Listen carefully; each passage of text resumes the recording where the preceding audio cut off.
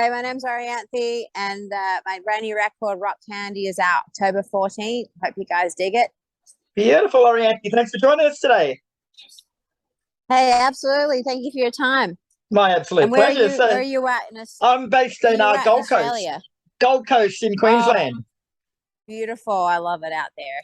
Oh, it's just nice. Yeah, except today it's raining a little bit, and I've got the children for school holidays, so we were planning on going to the beach, but it looks like we're going to see Paws of Fury at the movies instead. I remember going up to the Gold. I remember going up to the Gold Coast like every sort of around Christmas time for the holidays with my family. That was we used to go to Movie World Yeah, and SeaWorld and all that, and used to love it. You know, yeah, such we a did our cool Dreamlord place and yesterday. always beautiful weather. Well, except for today. Except for today. Uh yeah, it's so lovely up there. It really is. It is, mate. It is. So we're here to talk about your new album, Rock Candy, as you say, which comes out on October 14th. So, firstly, how are you feeling about it? So yeah, my brand new record, Rock Candy, is coming out, and I'm really excited about it. So happy that people are liking Light It Up. And we just played it live for the first time at a festival I headlined 2 days ago, in Ohio. Yeah.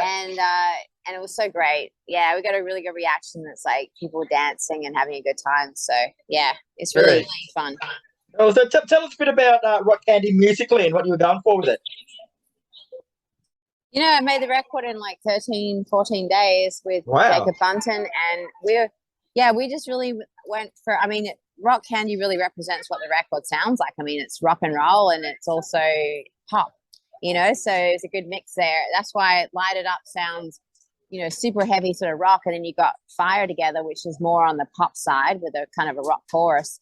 And that's what you're going to get on the whole record. It's a good mix, I think. And really going for something that I wanted to make something in present time. So I didn't want to really bring songs in from the past as much as writing a song a day and recording a song a day. So the challenge was to sort of get it all done within 13, 14 days and write something every day and record it. And I was going through a lot of things at the time, so I didn't have any like creative blockages or anything like that. So it sort of felt like I was just letting everything out. It's like a diary entry, the whole record, Wow. So do I understand right? You actually wrote the songs and recorded them in every day. Yeah, we wrote a song a day and recorded it a day. Yeah. Wow, that's fantastic. Yeah, it was a challenge, but we got it done. And Wow. working with someone as talented as Jacob, he's a buddy and been buddies for years. We just worked really well together, and it was a great piece of art that we created, I think, in the time period. So and prior to that, I just made a live DVD and a live album. So just got done mixing that and then went in and made that record. Very good. And the press photo that comes with it shows you holding an acoustic guitar. So does that have any relevance? Does it mean there's a bit of acoustic stuff on there? Yeah, there is. There's actually a song called Living Is Like Dying Without You. And that song I wrote on the acoustic, and a few others have acoustic in it too. But that's my J200 signature Gibson that I created with Gibson. And I was really proud of that guitar. So yeah, it's a big honor. Big honor to have a signature Gibson guitar, for sure. Yeah, it would be. And you mentioned the single Light It Up that you've just released. So you sort of touched on this a little bit, but would you say overall that's a good sonic representation of the album, or is it just one element? I think it's a good representation, yeah. I mean, it's upbeat, it's happening, it's got the riff there and the chorus people want to sing along to. That's kind of what we, wanted to make a song that was just a fun track, and basically the message is about like just living your life, like be yourself.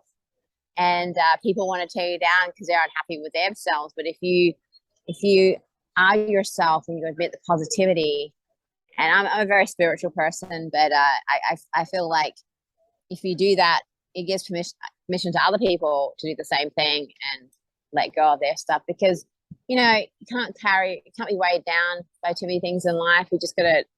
We don't know how long we're on this planet for, so just have a good time and as I said, just step into the light.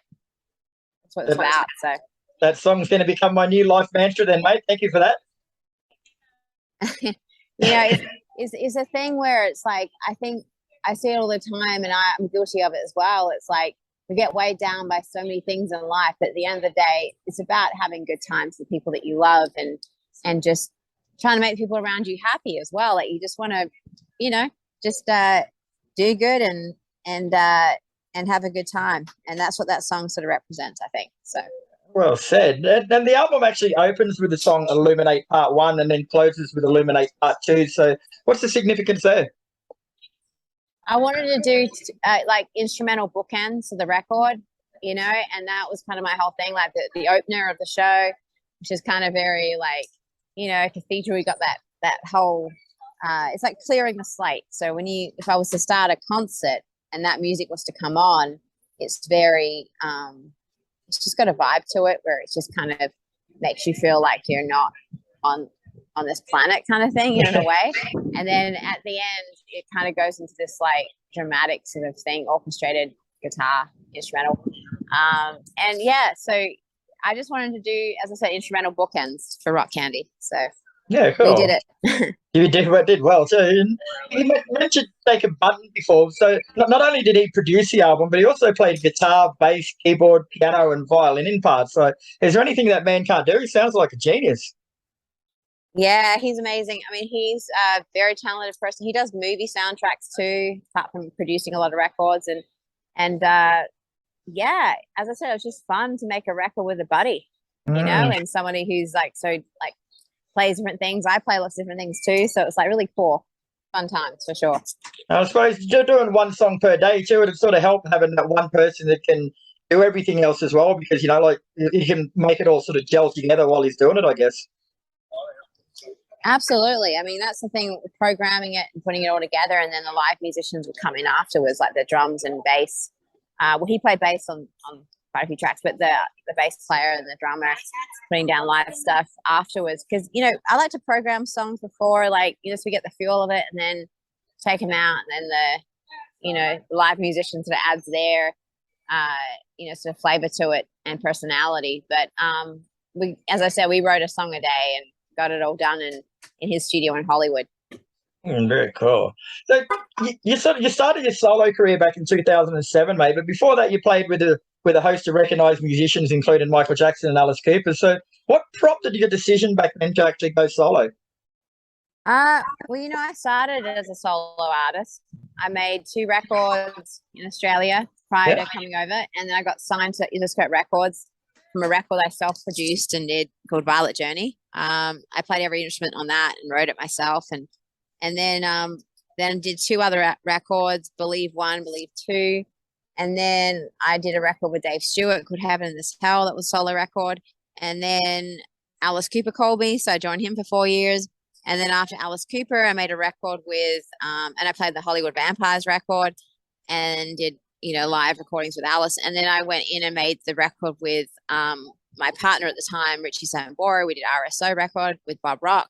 So that took 5 years. And then after that, I made the O record in 2018-19 and released it in 2020. And now I'm making Rock Candy. So, yeah, I mean, I've pretty much been a solo artist the whole time. Right. So people just, you know, and then the Michael Jackson thing too, and Carrie Underwood and many other people I've collaborated with. But I guess it's because I collaborate a lot with people like that are like legends out there. You know what I mean? It's kind of like, then I put my thing to the side and then focus on if I'm on Alice Cooper tour or, you know, different things. It's just a way of how my career has been. But now it's just super focused on my solo career. And sure, I like to guest with people, but now I'm just hyper focused on, you know, this record and the next record, and until I'm like, you know, probably 70 years old and I'm done. You know, that's kind of what I want to do. And the next record is going to be a blues album. So, oh, nice. Blues kind of, it's a blues sort of, I mean, it's commercial blues, but where I'm working on now. But, you know, it's kind of, I'm always writing. I'm always working with different people as well. And I think that honestly, it's just, you never stop creating and you just keep on wanting to get better and better as a performer, musician, artist, expressing yourself, connecting with people. I'm forever learning, and I think that keeping your heart open, keeping your mind open, that's where it's at for me. So very cool. So what sorts of things do you get out of doing your solo stuff that you might not get out of playing with some of these bigger artists? Well, it's your own thing. So you kind of, you can do whatever you want. Yeah, true. And that's great. And but it's funny with Alice and these other and Michael Jackson and with Carrie Underwood, they still let me, because I know I'm an artist, so they kind of don't just I'm not a hired gun. I'm more like, do your thing, but learn our songs. Yeah, cool. That's a good place to be. That's kind of, it's never been, oh, you have to wear this, or you have to be this way, or you have to do this. And it's kind of like I'm part of the show, and they give me sort of like, this is what you want you to do, and this is where you're supposed to step so you don't get stabbed by a knife or bitten by a python or something. It's just like they just give you some pointers, but other than that, it's kind of like free reign of. So I came up with Alice Cooper. I was an irritable zombie, with big hair that scared Alice. It got bigger and bigger, and I think at the end, I had hair falling out at one point because extensions were just like it was bad. But it was fun, I was essentially celebrating Halloween with him for 4 years, so that was a true. I suppose you could do like you learn things on the road with them and playing with them. I guess that you can sort of translate to your solo stuff too, which should help out a lot. Yeah, except there won't be any blood. No blood, especially on the blues album. You can't really have blood with blues. Well, I could come out all cut up and bloody and singing the blues. I don't know what audience that would kind of attract, but I'd be there. I'd come along. Okay, the zombie blues record. Yeah, the zombie blues, that's coming out. Yep. Absolutely. Oh, very good. So what do you got planned for the rest of this year and beyond, mate? You got any tours planned? You're going to be coming over our way of the world eventually?